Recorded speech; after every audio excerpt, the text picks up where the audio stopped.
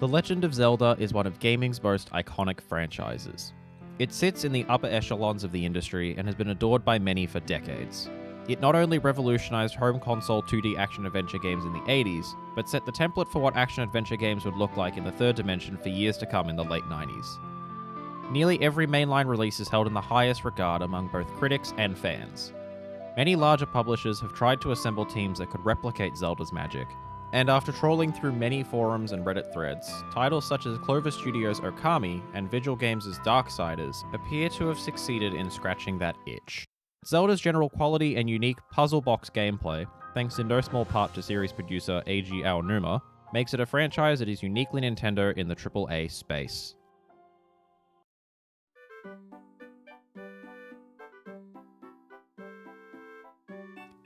My earliest memories with the Zelda franchise are playing Phantom Hourglass on the behemoth that is the original DS, and Ocarina of Time through, shall we say, legitimate means. I'd heard of The Legend of Zelda before I picked up these games, but I'd never really had a means to play or purchase them. After all, I spent my earliest gaming years with a PlayStation that didn't have a memory card, and my Indigo Game Boy Advance with a library consisting mostly of licensed kids games, and those bootleg 100 games in one cartridges. Phantom Hourglass was my first Zelda experience. To be completely honest, I have no idea how far I got into the game as a kid. Maybe a bit over halfway? The save file is long gone, so I have no way of finding out.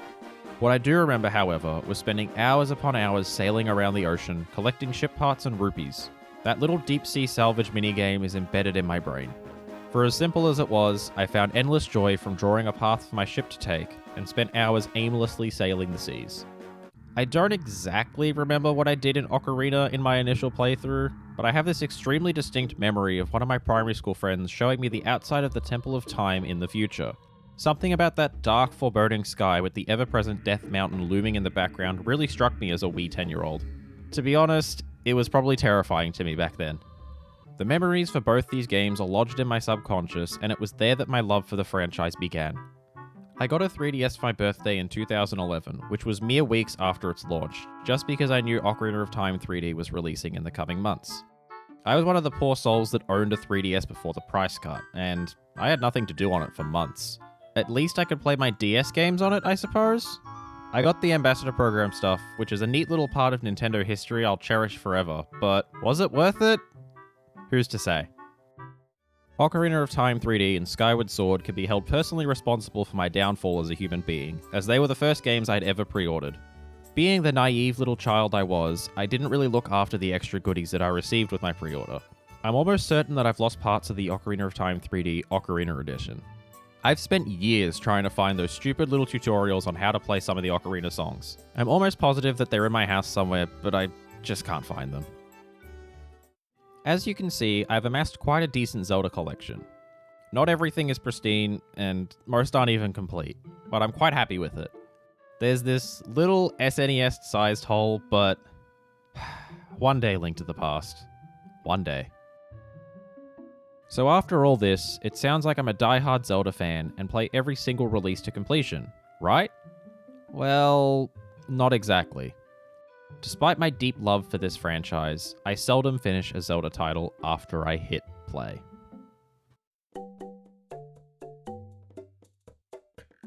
Often when I pick up a new game, I'll invest myself heavily into it for a handful of hours, then I'll suddenly drop off. Zelda isn't the only franchise that has fallen victim to this curse. Another big franchise that I've always really struggled to finish is the Dark Souls series. I always get decently far into them and just stop playing. I don't necessarily hit a roadblock like a hard boss or anything like that. I just stop. I think the biggest factor in all these single-player games falling to the wayside is the social aspect of gaming nowadays, especially when you consider how massive online multiplayer is. I often spend time in Discord calls with friends, where we'll usually be playing games together. I love hanging out with them and messing around in the games that we play. I adore the time I get to spend making experiences with them, even if it is just virtually. Typically when I play a single-player game, I like to be in isolation, so to speak. I won't join calls because I like my experience to be as uninterrupted as possible. I find that I'll often miss plot details and be just generally a bit less focused on the game if I'm talking to my friends while I'm playing. I know I could always just deafen Discord during cutscenes and important bits, but I can't bring myself to do that. If I'm getting rid of outside noise during these key moments, I may as well not have any outside noise at all. Due to this, I end up not trying to start a new single-player game and instead fall back on those old multiplayer experiences, or single-player games that I know like the back of my hand since, well, I don't want to isolate myself from making those experiences with my friends. Those new single-player experiences that I could potentially end up loving instead end up neglected for another game of Rocket League. This next contributing factor definitely affects older titles more so than current releases. The sheer amount of games that are constantly being released leaves an almost incessant need to feel like you have to keep up and have an opinion on them, which can be incredibly taxing. If you're involved in online spaces in some capacity, this feeling is only amplified. As I dive further into content creation, I see the benefits behind playing and talking about whatever the hot new release is. Whatever is trending is generally going to have more eyes on it, and in an age where hype cycles for games can be extremely short-lived, there's a bit of pressure to be playing a little bit of everything current if you want to ride the coattails of a game's hype. There's a very defined niche for nostalgic content, but depending on the game, it can be difficult to find a foothold. However, the ethos I want to carry for this channel is to play and talk about whatever I want. Algorithms be damned. Sure, not everything I play will get a dedicated video, and I'll be the first to admit that there's probably going to be videos about more current releases, because there are some upcoming games I'm really excited for. As of publishing this video, the only mainline Zelda games I've seen the credits roll for are Ocarina of Time and Breath of the Wild. Hi there, Editor Chandy here in the editing bay, I guess. There's going to be a couple instances throughout this script. First off is here, and then there's a little bit later on when I talk about Tears of the Kingdom. So I've had this script in the works for a long time, and I had to eventually just stop myself from continually adding to it. So, for instance, I have beaten Zelda NES since I finished this script, and obviously Tears of the Kingdom is out now because you're watching this after the game's released.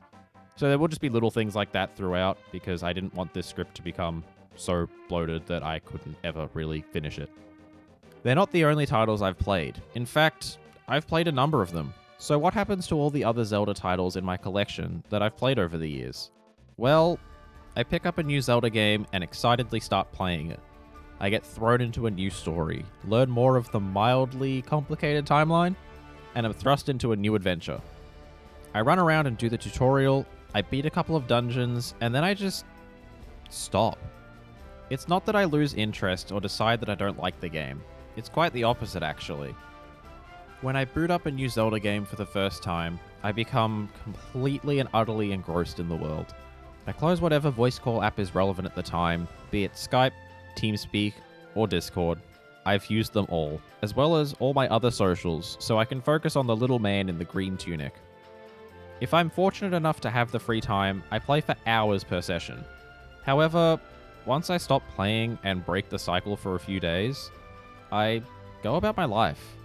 I might play something with my mates, or maybe watch a new show. So eventually, I forget that I ever had a Zelda game on the back burner. By the time I come back to it, the Zelda pot has bubbled over, and it's just spilled all over the stove and bench top. It's a complete mess, and no amount of paper towels and sanitizer will be able to clean it up. At that point, it's been weeks or months. I load it back up, launch my save file, and become so utterly lost and confused that I lose most of my motivation to pick up where I left off. For the sake of this video, I loaded up my old Wind Waker save, and as you can see, I forgot about a lot of item functionality and general mechanics, so I stumbled around a lot. Instead of walking around like a fool, I do what most people would do. I restart. I excitedly do the tutorial and the first couple of dungeons, and then the cycle repeats. The amount of times I've seen the openings for Wind Waker, and Majora's Mask especially, is laughable. Every time I restart, I think to myself, okay, this time, all the way through. And every time, well, I don't get all the way through. While writing this section, I'm thinking about my Skyward Sword HD file just sitting there, untouched for months, knowing full well exactly where I'm up to, just before the 4th major dungeon.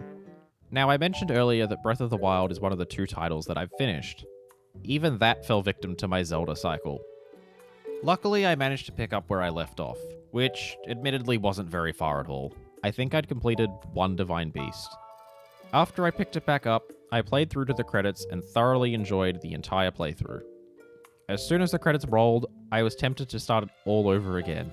Now that Tears of the Kingdom has a release date, I actually did start that second playthrough, and although I may be a bit more critical of some elements, looking at you boss fights, I still absolutely love the game. Now, obviously I can't speak definitively on pretty much any Zelda title, since I've only finished a very small minority of them. But that doesn't mean I don't know anything about the ones I haven't played. I've watched countless retrospectives and video essays on pretty much every mainline Zelda game, some multiple times, because despite everything I just spoke about, I do genuinely love this franchise. I love the characters, the worlds, the stories and their respective themes. I love the music and the somewhat intricately woven, if not extremely confusing timeline. Zelda is part of the rare breed of Nintendo IPs that puts more of a focus on telling mostly interesting stories. And while it's a far cry from the likes of Lord of the Rings or Discworld, it does more than enough to create somewhat engaging stories in a fantasy setting. A couple characters that stand out to me that I'll quickly mention are Groose from Skyward Sword and Ganondorf's Wind Waker iteration. Groose is such an interesting character to analyze. While the arc of childhood bully to friend is not uncommon in fiction, I really like the struggle he has with the realization that he is but a small part in the grand scheme of the world. He grapples with the fact that he is destined to be in a supporting role. He's never getting the chance to be the hero that slays the big bad. He's never getting the girl. He's just there to help the hero on his quest to thwart evil. It's really cool to see Zelda tackle characters with a bit of depth. Wind Waker's Ganondorf is probably my favorite iteration of the Gerudo King. Although his motivations are still, well, evil, the team gave him more morally grey aspects behind his ambitions, and it's honestly really cool to see an attempt at a more complex villain in the Zelda franchise, instead of the typical, I'm bad, I'm going to take over the world sort of thing. In terms of music, Ocarina of Time definitely has the award for the most nostalgic soundtrack for me, but I honestly think Skyward Sword takes the award for my favourite Zelda soundtrack. It's the first Zelda game with a live orchestra, and it absolutely shows through its sheer range of compositions. Some highlights for me are Skyloft theme for its laid-back, comfy feeling, all versions of the Girahim battle theme for their absolutely just nutty, bombastic orchestration, Fi's theme for just how tranquil and beautiful it is, and who could forget Groose's theme? It's such a goofy and fun track, but I love the fat horn sounds. I went back to listen through the soundtrack for this section, and I had to stop myself at those four because honestly, I could go on for a long time about Skyward Sword's soundtrack. I'm lumping Ocarina of Time and Majora's Mask together since they share a handful of tracks in general orchestration, but I really like the music from both. Some highlights from the former are the title theme, Zora's Domain, Gerudo Valley, because how can you not? And probably my personal favorite at the moment, the Forest Temple theme. Highlights from the latter are Final Hours, Majora's theme, Deku Palace, and the Great Bay Temple theme. I love these tracks for very different reasons. Ocarina has some amazing ambient tracks, as well as some more song-like bops, so to speak. The title theme is absolutely iconic, and synonymous with nostalgia for many people, and the Forest Temple theme is just so atmospheric and engrossing. I often find myself stopping in the temple to just listen to it. Majora's musical cohesion is incredible. The tracks that feel the most fitting in the game to me are definitely the ones that have an air of dissonance to them, such as the Great Bay Temple and Majora's theme. They're a little creepy and off-putting, and it really helps elevate the overall tone the developers set out to create for Majora's Mask. Also, a special shout out to Breath of the Wild soundtrack. I don't really have anything specific I want to delve into, but I really love it as a whole. Now, the two Zelda titles that I have finished have both left major impacts on me. Like many others, Ocarina is a comfort game. When I'm truly stuck on what to do, I'll somehow end up booting up my N64 with Ocarina plonked in the cartridge slot. I've beaten it numerous times across the N64 and 3DS versions, as well as attempting a couple of randomizer runs. I wouldn't say that I have a deep pool of knowledge for Ocarina. After all, I still need to look up a guide for where certain heart pieces are and small things like that. But I fell in love with Ocarina's world, characters, story, and themes. I still find myself drawn to wandering around Ocarina's Hyrule. It's something that will never cease to bring me joy. At this point, I've been around the entire map more times than I can count. I can't help but love absorbing myself into that world. Hyrule Field may be a bit barren, but wandering around Zora's Domain, Kakariko Village, and Lake Hylia always seem to bring a sense of comfort. Likewise, Breath of the Wild's calamity-stricken Hyrule is equally immersing for me to wander around. It evoked those same feelings of exploring the world of the Ocean King in Phantom Hourglass or Hyrule Field in Ocarina when I was a kid. The world captured me in a way that a lot of other open world games haven't been able to.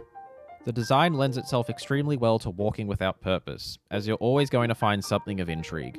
You can climb snowy peaks to shield surf down them, and end up in a desert where you can shield surf some more. Look, shield surfing is just really fun, okay?